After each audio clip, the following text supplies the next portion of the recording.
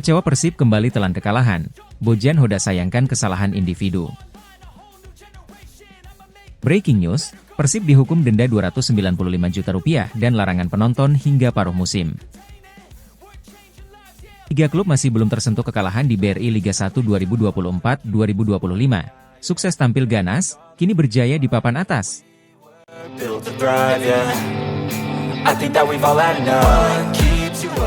Pelatih Persib Bandung, Bojan Hodak, mengaku kecewa setelah tim asuhannya kembali menelan kekalahan di AFC Champions League 2. Persib Bandung dipaksa mengakui keunggulan klub asal Cina, Zhejiang FC, seusai kalah 0-1 dalam laga kedua grup AFC Champions League 2 di Huanglong Sports Center Stadium, Guangzhou, Cina, Kamis, 3 Oktober 2024. Dalam laga ini, Persib sebenarnya tampil cukup bagus karena sejak awal bermain dengan sabar dalam membangun serangan.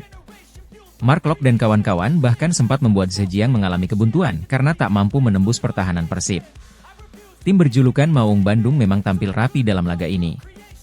Lini belakang Persib tampil rapat sehingga para pemain Zhejiang FC mengalami kesulitan mencari celah untuk bisa membobol gawang Kevin Mendoza. Pertandingan bahkan berakhir dengan skor 0-0 pada babak pertama. Pada babak kedua, Persib sebenarnya tampil mendominasi dan terus mengempur pertahanan tim tuan rumah. Namun, pelatih Bojan Hodak melakukan 3 pergantian pemain sekaligus pada menit ke-69. Ternyata pergantian ini membuat beberapa pemain belum dalam kondisi siap sehingga lawan memanfaatkan situasi dengan baik. Salah satu pemain yang baru masuk, yakni Victor Igbonevo yang menggantikan Kakang Rudianto, melakukan kesalahan di kotak penalti. Igbonevo yang baru pertama kali memegang bola setelah masuk mencoba melakukan sapuan. Namun, bola yang ingin dibuang Igbonevo itu justru langsung disambar oleh Jean-Evrard Kouassi dan berbuah jadi gol. Torehan Kouassi itu menjadi gol tunggal dalam laga ini karena Persib mengalami kesulitan untuk bisa menyamakan kedudukan. Bojan Hodak menjelaskan bahwa pada babak pertama, Zhejiang FC hanya punya 1 peluang berbahaya. Selebihnya tak ada serangan yang mengancam pertahanan Persib pada babak pertama. Kami memiliki beberapa kesempatan yang seharusnya bisa menghasilkan sesuatu yang lebih baik, sayang kami tidak bisa mencetak gol, ujar Bojan Hodak sebagaimana dikutip dari laman resmi klub, Kamis, 3 Oktober 2024. Gol tunggal dari lawan itu membuat Persib harus menelan kekalahan. Pelatih asal Kroasia itu mengatakan bahwa sebenarnya tim asuhannya telah tampil bagus. Dia menyatakan penampilan Persib kali ini lebih baik daripada pertandingan perdana grup F saat melawan Port FC di Bandung beberapa waktu lalu. Akan tetapi, dia menyayangkan kesalahan individu membuat Persib gagal menang lagi. Saya rasa kami memainkan pertandingan yang bagus, ucap Hodak. Karena kesalahan individual, kami kebobolan gol dan pada akhirnya merasa kecewa dengan hasil akhir pertandingan ini, jelasnya. Walaupun begitu, dia tetap mengapresiasi kerja keras para pemain yang tetap memberikan perlawanan hingga akhir pertandingan. Dalam kesempatan ini, Hodak juga berharap Persib bisa lebih bagus ke depannya. Pasalnya, mereka harus menjaga peluang untuk bisa lolos ke babak selanjutnya. Secara keseluruhan performa kami bagus dan bermain jauh lebih baik dari laga pertama melawan Port, kata Hodak. Namun, kami juga masih harus menjaga peluang untuk lolos ke fase berikutnya, itu turnya. Sementara Gustavo Franca jadi salah satu pemain yang cukup sedih dari kekalahan tersebut. Pasalnya, dia harus absen melawan Zhejiang karena mengalami cedera. Menurutnya, semua pemain Maung Bandung sudah berusaha maksimal dan memberikan yang terbaik di lapangan. Saya sedih. Saya merasa sedih karena saya ingin memainkan semua pertandingan bersama rekan-rekan setim. Bertarung untuk tim ini di setiap laganya, ucap Franca menyikapi kekalahan Persib di kandang Zhejiang FC. Pemain berusia 28 tahun ini menilai bahwa Persib harus segera melupakan hasil minor ini. Mereka harus kembali bersiap untuk menatap lanjutan Liga 1 dan ICL 2. Tapi kadang itu bisa saja tidak terjadi.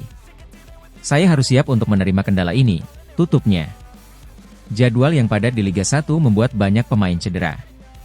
Akibatnya, mereka menjadi kurang maksimal dan tumbang di markas Zhejiang. Itu alasan kenapa kami meminta menjadwal ulang beberapa pertandingan kami. Agar kami mempunyai waktu lebih untuk istirahat dan dalam kondisi 100% di setiap pertandingan. Saya harus memaksakan beberapa pemain, sebab bermain 6 kali dalam 22 hari bisa membuat mereka mati, ungkap Bojan Hodak.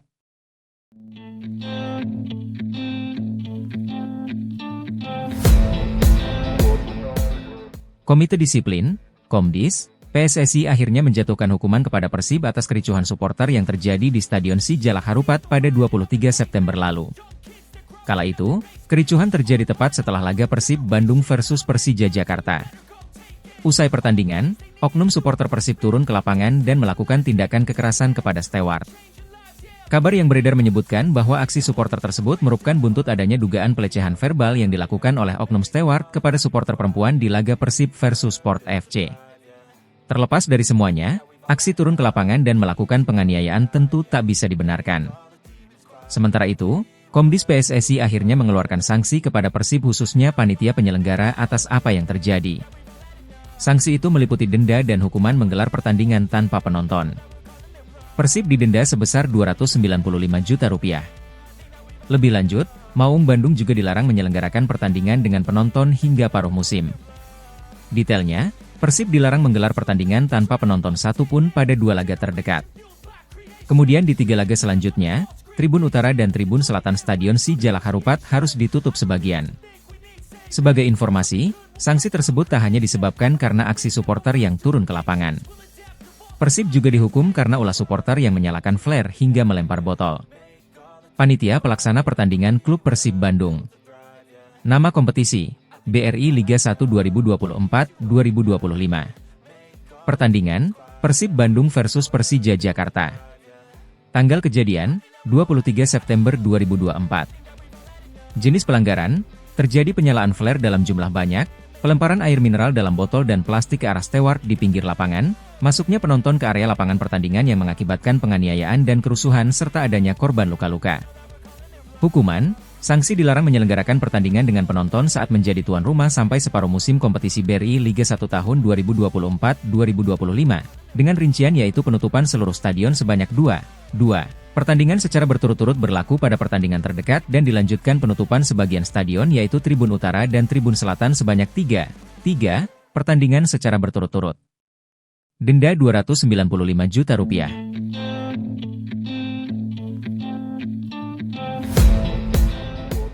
Sejauh ini masih ada 3 kontestan BRI Liga 1 2024-2025 yang belum tersentuh kekalahan hingga pekan ke-7. Rekor ini membawa para peserta itu menguasai papan atas klasemen sementara. Rekor tanpa kekalahan ini menjadi pencapaian impresif ketiga klub saat memasuki jeda internasional pada FIFA Matchday Oktober 2024. Prestasi ini juga bisa menjadi modal untuk bersaing menuju perebutan gelar juara BRI Liga 1. Keberhasilan klub-klub ini sebetulnya ditopang dengan beberapa faktor, utamanya produktivitas gol hingga catatan pertahanan yang minim kebobolan. 2 aspek ini membawa mereka sulit ditaklukkan pada 7 laga pertama.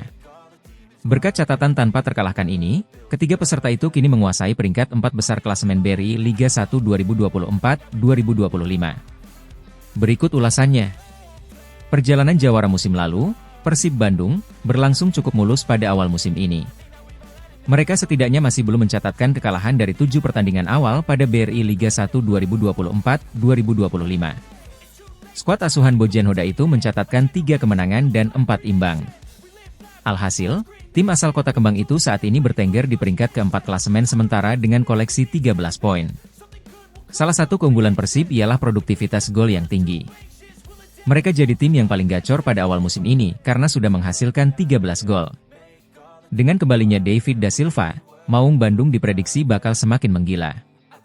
Kontestan berikutnya yang masih belum merasakan kekalahan pada awal musim ini ialah Borneo FC.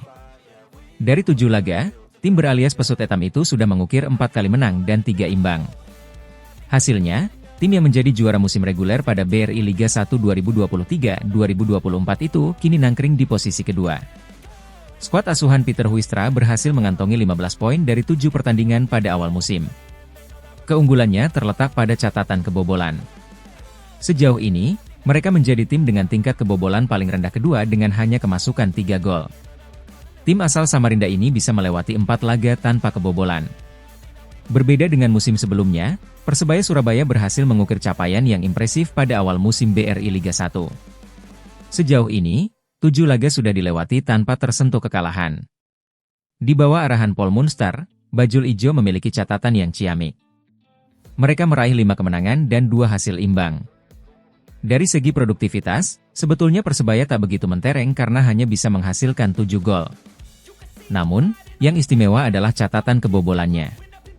Mereka saat ini berstatus sebagai tim yang paling sedikit kemasukan gol karena baru kebobolan 2 kali.